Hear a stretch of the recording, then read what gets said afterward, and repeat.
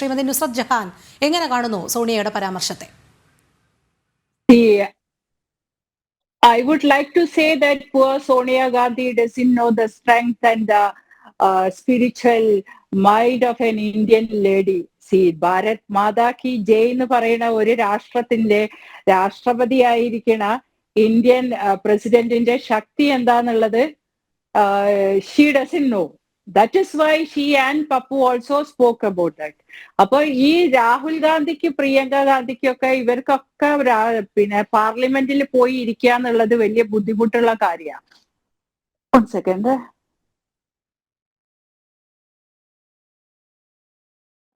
Sorry. Parliament ഇപ്പൊ മുമ്പേ പിന്നെ പ്രിയങ്ക എന്താ പറഞ്ഞിട്ടുണ്ടായിരുന്ന കഴിഞ്ഞ പാർലമെന്റ് സെക്ഷനില് കണക്ക് ക്ലാസ്സിൽ മാത്തമാറ്റിക്സ് ക്ലാസ്സിൽ പോയിരിക്കണ പോലെ തോന്നി ബഡ്ജറ്റ് കേട്ടപ്പോ. മാത്സ് ക്ലാസ് ഇഷ്ടമില്ലാതിരിക്കുക ആർക്കാണ്? നമ്മൾ സ്കൂളിൽ പഠിക്കണ കാലത്ത് സ്കൂളിൽ പോവാനും പഠിക്കാൻ ഇഷ്ടമില്ലാത്തവരാണ് തീരെ മാത്സ് എന്ന് ഉഴപ്പ് കളിക്കുക. ഒരു മാത്സ് ക്ലാസ്സിനെ പോലും സഹിക്കാൻ പറ്റാത്ത അത്രയും ബോറിംഗ് ആയിരുന്നു പറയും. ഒരു മാത്സ് ക്ലാസ്സിൽ സഹിക്കാൻ പറ്റാത്ത ഒരാളാണോ ഇന്ത്യന്റെ പ്രതിപക്ഷ നേതാക്കളായിട്ടൊക്കെ ഇവര് വരുന്നത്? എന്തോ ഗാന്ധി കുടുംബം, എന്താ ഇവർ ഈ പറയണത്? See, they should understand that ഈ ഇന്ത്യ മഹാരാജ്യം ഇന്ന് അവര് വിചാരിച്ച പോലെ ബ്രിട്ടീഷിന്റെ അടിമകളല്ല ഇവിടെ ഇരിക്കുന്നത്. അവർക്ക് വേണ്ടി ഓശാന പാടാൻ ഇനി ഒരു പ്രസിഡന്റിന് കിട്ടില്ല. പിന്നെ ഇന്ത്യൻ പ്രസിഡന്റ് ആയിരിക്കുന്നത് she is very strong and mentally and physically she is fit for that. അതുകൊണ്ടല്ലേ ഇന്ത്യന്റെ പ്രസിഡന്റ് ആയത്. അപ്പൊ പുവർ തിങ് നമ്മുടെ പ്രസിഡന്റിനെ പറയാൻ മാത്രം സോണിയാഗാന്ധി എന്തായാലും ആയിട്ടില്ല എന്നാണ് എന്റെ അഭിപ്രായം. എന്റേന്നല്ല, ഈ ഭാരതത്തിലെ ഓരോ സ്ത്രീനെ അപമാനിക്കുന്ന പോലെയാ.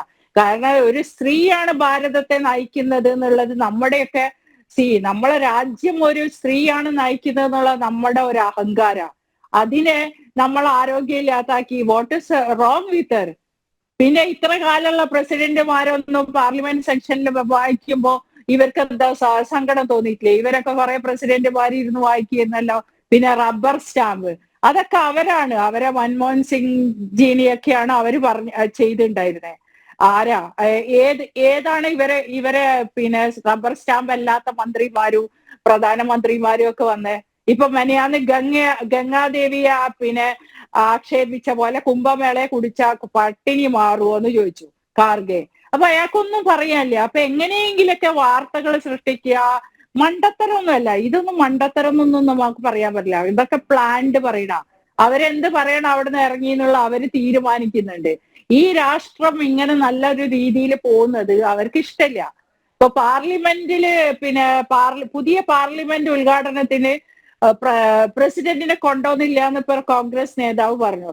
അപ്പോ കോൺഗ്രസ് നേതാവ് ഇവരെ ഈ അന്ന് തൊട്ട് കോൺഗ്രസ്സുകാരെ സങ്കട ഈ പ്രസിഡന്റിനോട്. അപ്പൊ ആ പ്രസിഡന്റിന് ഇവർക്ക് എന്താ ഇത്ര വലിയ ദയ?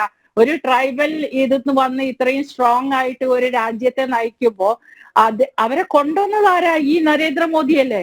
നമ്മളാരോ കോൺഗ്രസ്സുകാരോ ഒന്നും അല്ലല്ലോ. കേരളത്തിലത്തെ ഒരു കോൺഗ്രസ് MP പോലും ആ പ്രസിഡന്റിന് വേണ്ടി വോട്ട് ചെയ്തിട്ടുണ്ട്. അറിയാതെ വന്നതാണോ ആക്ച്വലി വന്നതാണോ ഒന്നും നമുക്ക് അറിഞ്ഞൂടാ. അപ്പോ ഇതേപോലെ ഒരാളെ ഇന്ത്യക്ക് തന്നത് ഈ നരേന്ദ്രമോദി തന്നെയാണ്. ആ നരേന്ദ്രമോദിക്ക് അറിയാം എവിടെ കൊണ്ടുവരണം വരണമെന്ന്. രാജ്യം നരേന്ദ്രമോദിയുടെ കയ്യിൽ എത്തിയതിന് ശേഷമാണ് ഇവിടെ മാറ്റങ്ങൾ ഉണ്ടാവണത്. ശരിയാണ്. ഇവരെ എത്ര വിഷമിച്ചിട്ടും അത് കാര്യമില്ല. രാജ്യം മാറിപ്പോയി, ജനങ്ങളെ ചിന്താഗതി മാറി. ഇതെല്ലാം പറയണോ? രാജ്യം ഒരു വേറെ ലെവലിൽ പോവാ. ബ്രിട്ടീഷ് സാമ്രാജ്യത്തിന്റെയും മുഗൾ സാമ്രാജ്യത്തിന്റെയും ആധിപത്യത്തിൽ നിന്ന് മാറി ചിന്താശക്തിയുള്ള ഈ പിന്നെ സനാതന ധർമ്മം എന്നുള്ള ഒരു ഇതിൽ തന്നെ ഊന്നിപ്പിടിച്ചു പോകുമ്പോ മതമാക്കി മാറ്റി RSSും BJP ആണ് പറയുന്നത്. ഇല്ല, അത് മതമല്ല, ഈ രാജ്യത്തിന്റെ കൾച്ചറാണ് അത്. ഒരു പിന്നെ ഈ രാജ്യം എങ്ങനെ ജീവിക്കണം എന്ന് പുരാണ കാലങ്ങളിലെ എഴുതി വെച്ചിട്ടുണ്ട്. അതനുസരിച്ച് പോണ ഒരു രാജ്യത്തിന്റെ ആ സംഗതികൾ തന്നെ ഇന്ന് ഏറ്റവും വലിയ ശാസ്ത്രജ്ഞരും പല നയതന്ത്രജ്ഞരും ഒക്കെ ഇതിനെ നോക്കി കാണുന്നത്.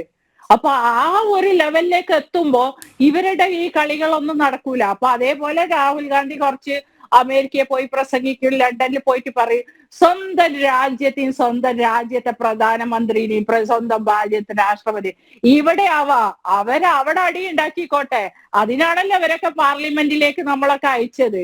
അപ്പൊ അവിടെ പ്രതിപക്ഷത്തിരുന്ന് പ്രതിപക്ഷ ബഹുമാനത്തോടെ സംസാരിക്കാനേ അധികാരം ആർക്കുള്ളൂ. ഒരാൾക്കെന്ന് ഞാൻ പറയുന്നില്ല. അതുകൊണ്ടാണ് നമ്മൾ ഡെമോക്രസി എന്ന് പറയണേ. അപ്പൊ ആ ഡെമോക്രസി ഉള്ള സ്ഥലത്ത് ഇവർക്ക് എന്താ നല്ലത് പറയാൻ പറ്റാത്ത? അവിടെ പോയി ഇരുന്ന് ഉറങ്ങും, ആരെങ്കിലും ഉന്തിയിടുക, അല്ലെങ്കിൽ എന്തെങ്കിലും മണ്ടത്തരം വിളിച്ചു പറയാന്നല്ല. ഇതിനൊക്കെ അവിടെ ഇവർക്ക് വേണ്ട ബഡ്ജറ്റിൽ അവതരിപ്പിച്ചിട്ടില്ല എന്ന് പറയണു. എന്താ അവതരിപ്പിക്കാത്ത? ഈ രാജ്യത്തെ ഏത് ട്രൈബൽസിനുള്ള പദ്ധതികൾ ഇപ്പോഴും ഒരുങ്ങിക്കൊണ്ടേ ഇരിക്കുക. ഇത്രയും അധികം ട്രൈബൽസിന് എന്താ കൊടുത്തിട്ടുണ്ടായിരുന്നത് കോൺഗ്രസിന്റെ ഭരണകാലത്ത്? എല്ലാം. പിന്നെ മൈനോറിറ്റി എന്ന് പറഞ്ഞ ഇവര് കാര്യം. കേരളത്തിലെ ഏറ്റവും അധികം എഞ്ചിനീയറിംഗ് കോളേജും മെഡിക്കൽ കോളേജും കിട്ടിയത് പിന്നെ ക്രിസ്ത്യൻ സഭകൾക്കെല്ലാം ആരുടെ കാലത്താ? വാജ്പേയിന്റെ കാലത്താ. ഇത് മൈനോറിറ്റിക്കാ കൊടുത്തത്. ഒന്നും കൊടുക്കാതെ ഒന്നും പിന്നെ മുസ്ലിം തമിഴ്നാട്ടില് എത്രയോ മുസ്ലിം സ്ഥാപനങ്ങൾക്ക് അംഗീകാരം കൊടുത്തത് വാജ്പേയി സർക്കാരിന്റെ സമയത്താ. അപ്പൊ ഇതേപോലെ എല്ലാം മൈനോറിറ്റീനെ നോക്കുന്നില്ല. ഇതൊക്കെ വെറുതെ ഇങ്ങനെ പറഞ്ഞുണ്ടാക്കുക എന്നല്ലാതെ ഒന്നുമില്ല. അത് ഈ ഒരു വിഷമം ഇതാണ്. രാജ്യത്തിന്റെ പൊട്ടൻഷ്യൽ അറിഞ്ഞു. പൊട്ടൻഷ്യൽ മീൻസ് ഈ രാഷ്ട്രത്തെ ഹിമാലയവും നദികളും ഇവിടുത്തെ കൾച്ചറും ഇവിടുത്തെ ഫുഡും ഇവിടുത്തെ ഡൈവേഴ്സിറ്റീസും ഇവിടുത്തെ കലകളും സംഗീതങ്ങളും ഒക്കെ ലോകത്തെ എവിടെയില്ലാത്ത അതൊക്കെ ഇന്ത്യന്റെ ഹൈറ്റ്സിൽ യോഗ ഒന്നിനും പിന്നെ ഉപമിക്കാൻ പറ്റാത്ത ഒരു യോഗ നമ്മുടെ രാജ്യത്തുള്ളത് ഇന്ന് എവിടെ എത്തി? ഇതെല്ലാം പുറത്തു കൊണ്ടുവന്ന് അതൊക്കെ കാശാക്കി മാറ്റുകയാണ് രാഷ്ട്രത്തിന് വേണ്ടിയിട്ട്. കുംഭമേളയിൽ പോലും അതാ നടക്കണത്. ഇത്ര കോടിന് ചെലവാക്കുമ്പോ ഇത്ര കോടി വരുന്നു. ഒരു ബിസിനസ് ഡെവലപ്പ് ചെയ്യും. നമ്മളിപ്പോ എക്സിബിഷൻ നടക്കുമ്പോ അവിടെ എന്താ വരുന്ന ആൾക്കാർ വരുന്നത്? ആ ആൾക്കാർ വരുമ്പോ അവര് വരുന്ന ഒരു വിസ തൊട്ട് അവര് ഇറങ്ങുന്ന നാട്ടിൽ ഇറങ്ങുന്ന ഒരു കാപ്പി വരെ നമ്മളെ രാജ്യത്തിനാണ് കിട്ടുന്നത്. അങ്ങനെയാണ് ദുബായ് ഒക്കെ വികസിപ്പിച്ചെടുത്തത്. അതേ തന്ത്രമാണ് ഇവിടെ. ആ പൊട്ടൻഷ്യൽ ഒരു വിമാനം കൊണ്ടാണ് ഷെയ്ഖ് മുഹമ്മദ് എമിറേറ്റ്സിനെ ദുബായി ആക്കിയത്. കാരണം എല്ലാ രാജ്യങ്ങളിൽ നിന്നുള്ള കണക്ടിവിറ്റി കൊടുത്ത ആദ്യത്തെ ഒരു എയർലൈൻ ആയിരുന്നു അത്.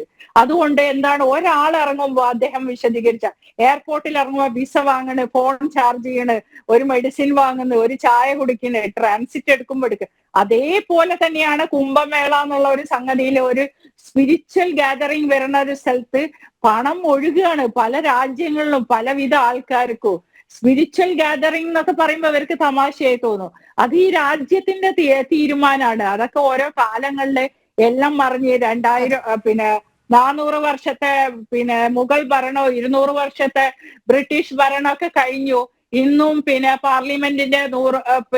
പാർലമെന്റിന്റെയും എന്താ പറയാ രാഷ്ട്രപതി ഭവന്റെയൊക്കെ പിന്നെ റെന്റ് നമ്മൾ ബ്രിട്ടീഷ് ഗവൺമെന്റിന് കൊടുത്തുകൊണ്ടിരിക്കുന്ന ഒരു രാജ്യത്താണ് നമ്മൾ ഇരിക്കുന്നതെന്ന് നമ്മൾ ഓർക്കാതെ വയ്യ. ആ സ്ഥലത്താണ് ഇന്ന് നരേന്ദ്രമോദി നമ്മുടെ രാജ്യം അതന്നെയെന്ന് പ്രസിഡന്റും പറഞ്ഞേ. എന്റെ സർക്കാർ അല്ലാതെ എന്താ അവര് പറയാ പാകിസ്ഥാൻ സർക്കാരെന്നോ അല്ലെങ്കിൽ ബംഗ്ലാദേശ് എന്ന് പറയാ പ്രസിഡന്റ്. വിദേശികൾ ഭരിച്ചിരുന്നപ്പോഴുണ്ടായിരുന്ന ഒരു പേര് പോലും രാജ്യത്ത് അവശേഷിപ്പിക്കരുത് എന്ന നിബന്ധനയോടുകൂടി തന്നെയാണല്ലോ കേന്ദ്ര സർക്കാർ ഇപ്പോൾ മുന്നോട്ട് പോയിക്കൊണ്ടിരിക്കുന്നത്.